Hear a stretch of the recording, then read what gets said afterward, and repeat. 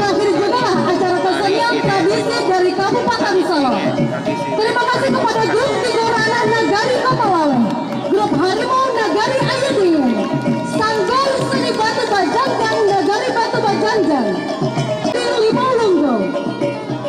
Namo Sanggar Sini Harimau Sekato, jadi sampai orang Harimau Sekato itu Sini Harimau Sekato.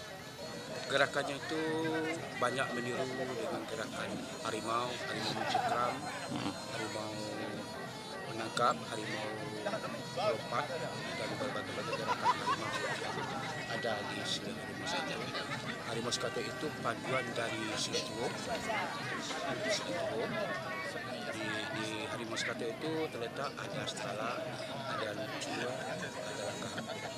Jadi perpaduan, maka kami namakan Harimau Sekato.